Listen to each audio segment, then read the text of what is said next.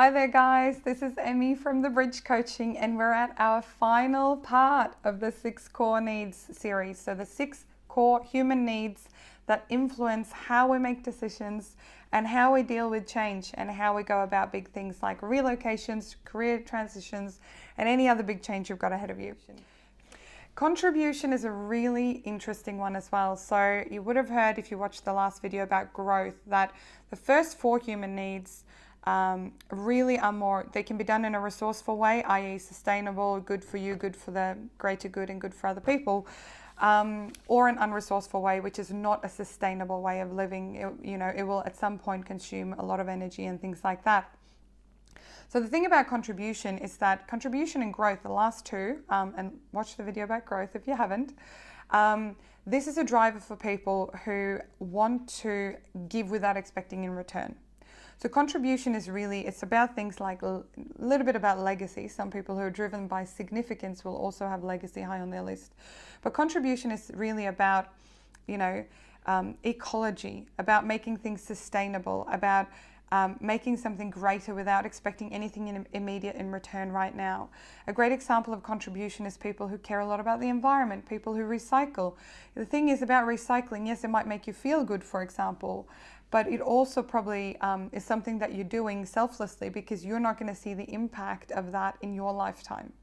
Or you may not see the impact of some good deeds, whether you're donating to charities or you're giving your time, you're volunteering your time in different ways, or you're mentoring people. I mean, it can be incredibly rewarding for a lot of people to do this, but the core here is to do contribution without necessarily expecting anything in return. And this is an interesting one because there are some people who are really driven by this. Now, some people have asked me, well, Emmy, couldn't you do this need unresourcefully, hypothetically, if you didn't have other things to look after, if you did it at the detriment of other things, And I would say, yes, of course, you want to get your basic human Maslow therapy needs met, like food, shelter, and security. They probably need to be met before you go and really delve into contribution. The thing about contribution as well is that for some people it's a little bit guilt-ridden because some clients I've worked with, they've said, it's just not that important to me, Emmy. I mean, I'm driven by growth, or I make a lot of my decisions based on certainty or how much adventure I could get or how much connection it will mean with the group. Contribution isn't really that important to me. And it is fine because every single individual I've ever met has these 6 needs on some way, shape or form in a bit of a ladder. They'll have 2 that are a little bit higher and they'll have a few that are a bit lower. In my case, if you watch the previous videos, certainty is my highest one, followed by significance and growth. Doesn't mean that I don't want love and connection, doesn't mean that I don't need variety from time to time, and it doesn't mean that I don't contribute to causes that I care about. But the things that drive my decisions and what I get involved with, it's a lot around those drivers. So contribution is a really important one, and whether it's important to you or not, it's not really all that relevant. But what I would encourage you to do before you go back and watch the other videos, if you haven't already, is to think about, well, is this something for you? If it's not necessarily for you, is there someone in your surrounding, like a parent, a friend, a partner, a co-worker, that you kind of feel like, yep, that's kind of them. They do this contribution thing on a regular basis. Because it's really important to just start to put some language and things like that around it. How this is important when things change is that for many, many people, contribution can be connected to love and connection.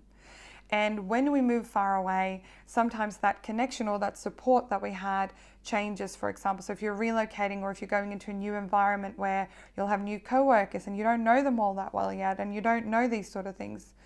So sometimes contribution can be somewhat married up with connection, and it can actually impact how well people are able to land and integrate. I've seen some people who do contribution extremely well.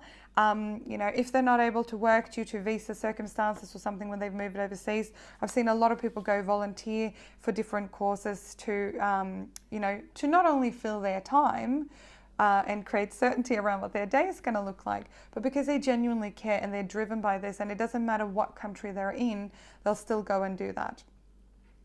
So I'd encourage you to, if you haven't already, hop on our website, thebridgecoaching.com.au.